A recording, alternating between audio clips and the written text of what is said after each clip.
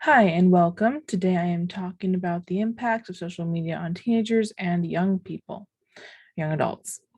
According to, let's get right into it. According to articles by Pew Research Center and Mayo Clinic, 45% of teens are online almost constantly, and the majority of those use a social media platform. Teenagers spend a lot of their time using social media to make reels, short video clips, and scrolling through varieties of posts from pages that they follow and explore. According to an article from Science Direct, the study showed that 97% of students use social media applications. Here are some stats regarding social media use and its effects on school. Only 1% of them use social media for academic purposes. 35% of them use these platforms to chat with others, and 43% of them browse these sites to pass time. 57% claimed that they were addicted to social media, and 52% reported that social media use had affected their learning activities. 66% of them felt more drawn towards social media than academic activities, and 74% of them spend their free time on social media platforms. 68% of the students attributed staying up late to social media use. With all the statistical data shown, it shows that social media does adversely affect students regarding their academic interests and social interactions. It also displays the amount of time and effort given to social media can often outweigh the time and effort given to academic endeavors. This can lead to affecting students' grades and growth in their learning development, as well as decreasing their physical and mental exercising. For example, instead of using their brains to solve math problems and or thinking about what they want to do and explore, they will instead be on social media, browsing the world through there. Furthermore, social media has been linked to increases of anxiety and depression levels in teens. According to the Mayo Clinic article, in 2016, a study of more than 450 teens found that a greater social media use, nighttime social media use, and emotional investment in social media, such as a feeling upset when prevented from logging on, were each linked with worse sleep quality and higher levels of anxiety and depression. The use of social media has been studied in ways where it has been said it increases or triggers the dopamine output in one's brain, dopamine being known as the pleasure chemical.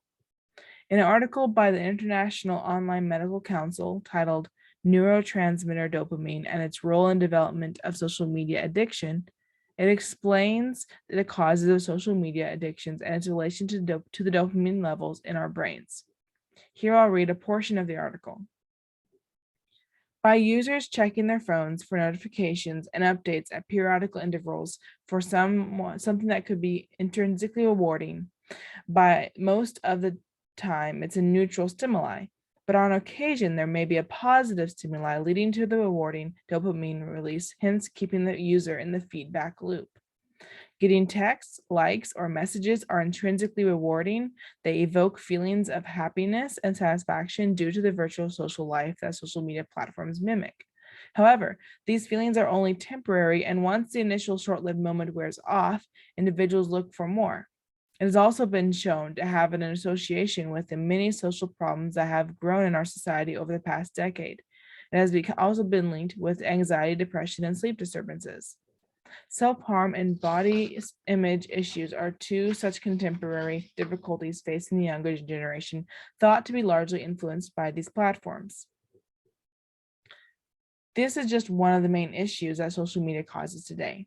Not only do teens and young adults spend a lot of the time on social media, but they also use it as a mainstream source of information and knowledge. Not only do teens get regular doses of dopamine, but because of the addictions, many get a lot of their information and knowledge about the world from social media. Although social media is a very convenient and effective way to spread information and learn about new random things, there's also the issue of misinformation and deceptive informations.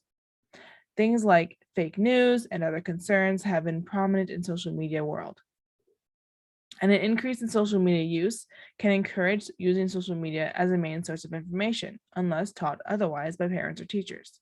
However, even with parents and teachers telling their students and children that social media isn't the most reliable source, it still remains true that young people absorb a lot of their knowledge and know-how from social media, whether good or bad. Another issue is a comparison and self-image issues. The Instagram models young girls look up to are what sets as the quote unquote standard of beauty in the world. But then the girls find out that all of it was photoshopped, or they never find out and they keep that as their standard.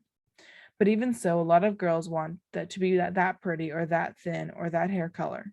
The amount of comparison and expectations put on social media, the unrealistic images that people try to live up to, contributes to the depression and self-image issues many people have today. Or, for example, the perfect room with an aesthetic setup, but in reality, you're only seeing the room through the quote unquote rose-colored glasses lens of that person's camera, and the rest of the room is messy and disorganized.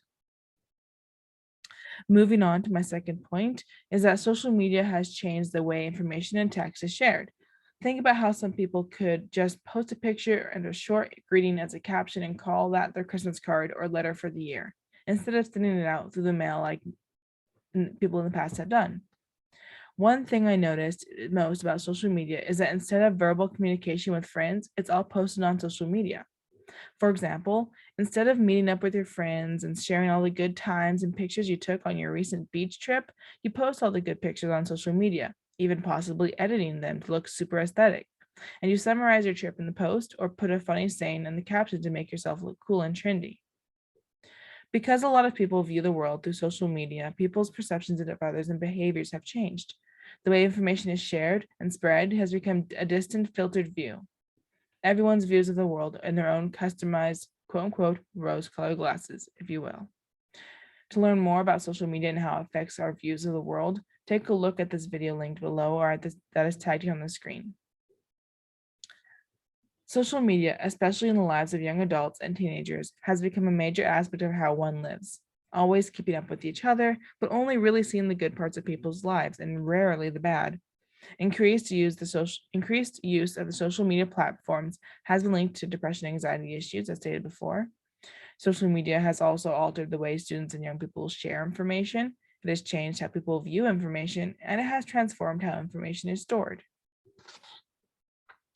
Instead of filing cabinets full of papers, we have the digital cloud and network storing our information. This does save on paper and natural resources, but also has its own unique risks of data loss and hackers. Information is viewed in a broader sense. With so much information entering our brains every day through social media, especially when it comes to politics and worldviews, there's so much going on that we have a lot of sources and we don't always know exactly what the fact is and what isn't the fact. We have seen a world from everyone only sharing their private views with those they know and are around them, to celebrities announcing their views on social media or the press, and everyone pays attention to them. Or we all voice our own opinions on social media, and it becomes a network and a spider web full of different opinions, different sayings, and different perspectives that can confuse especially young people and young adults in trying to decide what to believe. Information is very easily shared in today's world, whether by social media or otherwise. Hitting the share button on Facebook or Instagram, creating YouTube videos and email subscriptions, etc. With easily shareable information, a topic can spread fast and become trending within hours, especially because so many people have access to the internet. It is a marvel to see how fast people can respond to different things compared to others. You can see examples of this with teenagers and young adults with popular creative tools such as Reels and TikToks. Sounds used in Reels are often repeated and reused in multiple different ways. They become trending all over Instagram, feeding millions of viewers with repetitive sounds and trends in their Instagram Reel feed. This is caused when someone creates a sound that everyone likes or can relate to in some way, and then is used again and again by viewers using their own versions and interpretations of the sound. Social medias have revolutionized the idea and practice of information sharing and communication between people. Because of this, teenagers and young adults have been highly affected by the increased use of social media platforms. Social media has shown to contribute to anxiety and depression. It has taken place of learning and experiencing the world in person. and has contributed to young people's self-image issues and comparison. If you want to visit any of those works cited or the resources that were cited in this video, the sites are sciencedirect.com, pewresearch.org, mayoclinic.org, and iomcworld.org.